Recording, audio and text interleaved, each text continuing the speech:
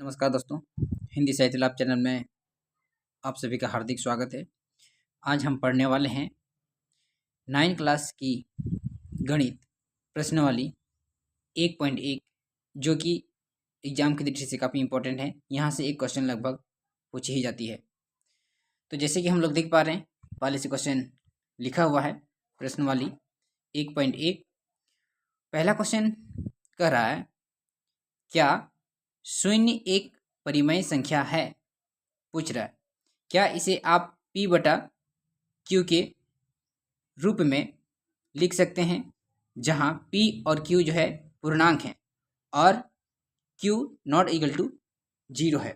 कहने का मतलब है, ये जो पूर्णांक होता है या फिर जो पूर्ण संख्या होता है और प्राकृत संख्या जो होता है, ये सब उम्मीद करते हैं हम सभी जानते होंगे, और नहीं जानते हैं तो कमेंट करके ज़रूर बताएं ताकि उसको भी हम लोग एक छोटी सी वीडियो में बना सके। तो आज हम लोग देखते हैं पहला क्वेश्चन, क्या शून्य एक परिमेय संख्या हो सकता है? तो हम लोग इसका आंसर लिखेंगे, हाँ शून्य क्या है, एक परिमेय संख्या हो सकता है या होता है। इसे P बटा Q के रूप में लिख भी सकते हैं। अगर देखें तो लिखेंगे यहाँ पर उत्तर में सॉल्व, लिखेंगे हाँ शून्य एक परिमेय संख्या है। क्या लिखेंगे? शून्य एक परिमेय संख्या है।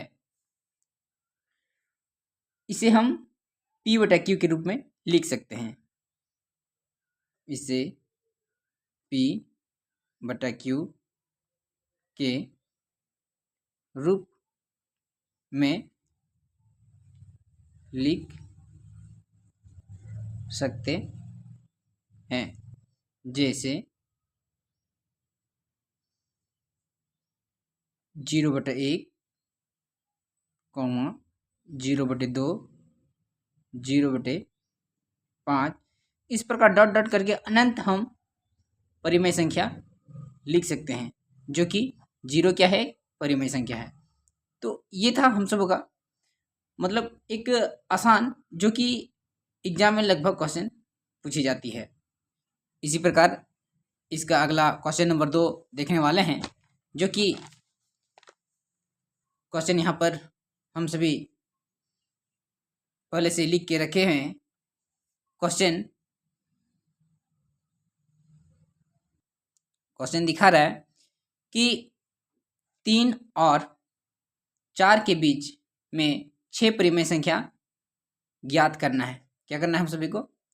3 और 4 के बीच में 6 परिमेय संख्या निकालना है, जो कि एग्जाम में हमेशा पूछी जाती है। तो जब भी ऐसा क्वेश्चन आएगा तो यहाँ पर हम लोग देखेंगे, अगर 6 परिमेय संख्या निकालने के लिए बोला जा रहा है तो उससे एक ज़्यादा लेंगे। क्या लेंगे? एक ज़्यादा लेंगे। जैसे अगर देखा जाए 6 परिमेय संख्या प्राप्त करने के लिए हर मतलब नीचे वाले हर को 6 + 1 = 7 होना चाहिए। क्यों? क्योंकि हम सभी को 6 तो निकालना है ही, तो उससे एक ज़्यादा लिया जाता है, होना चाहिए। ठीक है। जैसे अब मान लीजिए हम लोग को 6 निकालना है, तो 3 × 7, और ऊपर में जितना लेंगे हर में भी उतना लेंगे। मतलब अंश में अगर 7 लिए तो हर में भी 7 ही लेंगे। तो ये दोनों अगर गुना करेंगे तो 7 या 21 और नीचे वाला 7, यहाँ पर शोभा देने के लिए 1 डाल देते हैं। ठीक है। तो ये हो गया 21/7, ये हो गया 3 वाला। अब हम लोग 4 वाला देखेंगे, तो 4 बिल्कुल वैसे ही करेंगे, जैसे 4 × 7/7, 7 चौक 28 और नीचे 7 रहेगा। तो अब हम लोग देख पा रहे हैं यहाँ पर हम सभी के बीच में 21 बटे 7 और 28/7 संख्या आ गई है। अब इसके बीच में जो संख्याएं आएंगी सभी की सभी क्या होगा, परिमेय संख्या होगा। जैसे 22/7, 23/7, 24/7,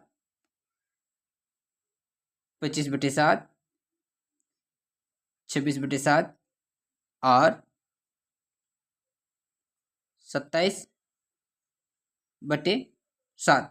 तो हम सभी देख पा रहे हैं यहाँ पर अब हमारा जो है ना 1 2 3 4 5 6 ये संख्या निकल के हो गया है तैयार, जो कि हम सभी का ये परिमेय संख्या है। और इस प्रकार इसका आंसर दूसरा नंबर ये कंप्लीट हो जाता है।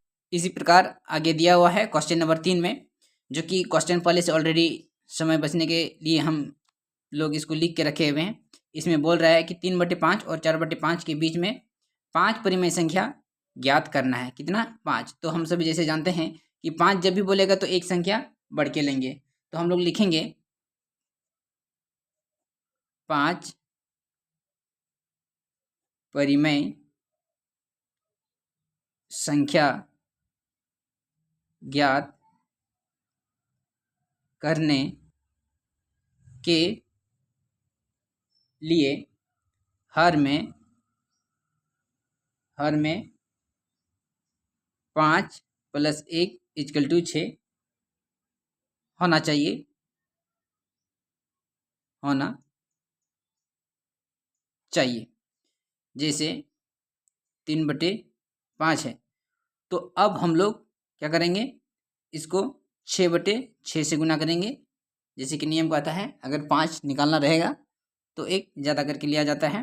तो 6 तिया 18 और 6×5 30, ये 3/5 का हो गया।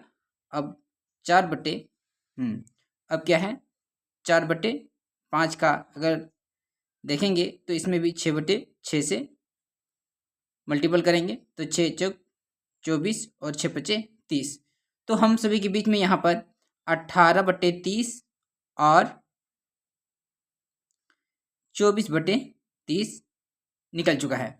अब इसके बीच में हम 18 और 24 के बीच में जितनी संख्या आएगी वो हमारा परिमेय संख्या होगा। जैसे 19/30, 20/30, 21/30, 24/30, ये सब क्या है हमारा परिमेय संख्या आके निकल गया है, जो कि एग्जाम की दृष्टि से काफ़ी इंपॉर्टेंट है और बहुत ही सरल तरीका है एग्जाम की दृष्टि से। उसी का आगे संख्या दिया हुआ है क्वेश्चन नंबर 4, जो कि क्वेश्चन बोल रहा है नीचे दिए गए कथन सत्य हैं या असत्य, कारण के सहित पूछ रहा है ना। तो पहला जैसे क्वेश्चन यहाँ पर देख पा रहे हैं कि प्रत्येक प्राकृत संख्या एक पूर्ण संख्या होती है, क्या है वो बोल रहा है। तो क्या हमको ये सही है कि गलत है? तो जैसे हम लोग पहला क्वेश्चन देखें कि प्रत्येक प्राकृत संख्या जो होता है पूर्ण संख्या होती है। जैसे हम लोग प्राकृत संख्या देखें तो 1 से शुरू होता है और पूर्ण संख्या कहाँ से? 0 से शुरुआत होती है। तो इस प्रकार यहाँ पर जो है 0 क्या है वो पूर्ण संख्या के बीच में आती है। तो हम लोग यह जो उत्तर होगा ये सत्य होगा। क्यों होगा? जो कि यह पूर्ण संख्या कहाँ से होती है? 0 से शुरू होती है और प्राकृत संख्या 1 से होती है, तो इसलिए ये उसको तो कवर कर ही रहा है। तो हम लोग लिखेंगे सत्य। क्यों लिखेंगे?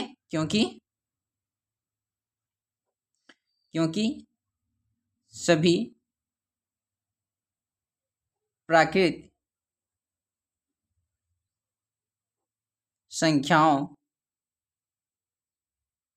और 0 के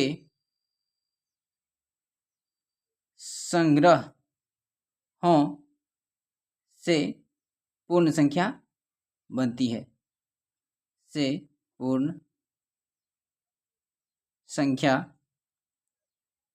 बनती है, तो पहला वाला आंसर ये हम लोग का कंप्लीट हो जाता है। क्वेश्चन नंबर दूसरा कह रहा है कि प्रत्येक पूर्णांक एक पूर्ण संख्या होती है। क्या बोल रहा है? प्रत्येक पूर्णांक संख्या एक पूर्ण संख्या होती है। तो जैसे हम लोग जानते हैं कि पूर्णांक संख्या जो होता है वो माइनस और प्लस जब दोनों रहता है उसको पूर्णांक संख्या कहते हैं, और पूर्ण संख्या जो 0 से शुरू होती है। तो ये उसके कथन कोटेशन के आधार पर ये असत्य हो जाएगा। क्या हो जाएगा? असत्य। असत्य क्यों हो जाएगा? क्योंकि ऋणात्मक, क्या कहते हैं, ऋणात्मक पूर्णांक एक पूर्ण संख्या नहीं होती है। इसलिए क्या होती है? नहीं होती है, और यह कथन असत्य हो जाएगा।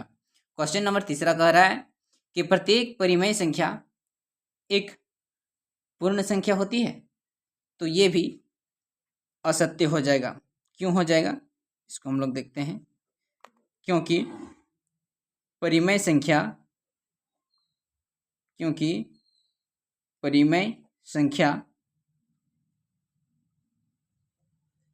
3/5, 2/3 या 2/9 इत्यादि जो रहता है, जो पूर्ण संख्या नहीं है, पूर्ण संख्या नहीं होती है। मतलब ये पूरी तरह से पूर्णतः कटना चाहिए था, जो कि नहीं कट पा रहा, इसलिए ये कथन असत्य हो जाता है। इस प्रकार यहाँ पर 9 क्लास का हम सभी का प्रश्नवाली कंप्लीट हो जाता है। 1.1 जो कि एग्जाम की दृष्टि से काफ़ी इंपॉर्टेंट है। उम्मीद करते हैं दोस्तों हम सभी इसका लाभ उठाएंगे, और अगर आप इस चैनल पर नए हैं तो लाइक, कमेंट, सब्सक्राइब जरूर कर दें, ताकि आने वाले वीडियो आप सभी के बीच आसानी से पहुँचते मिलेंगे अगले टॉपिक के साथ। तब तक के लिए धन्यवाद।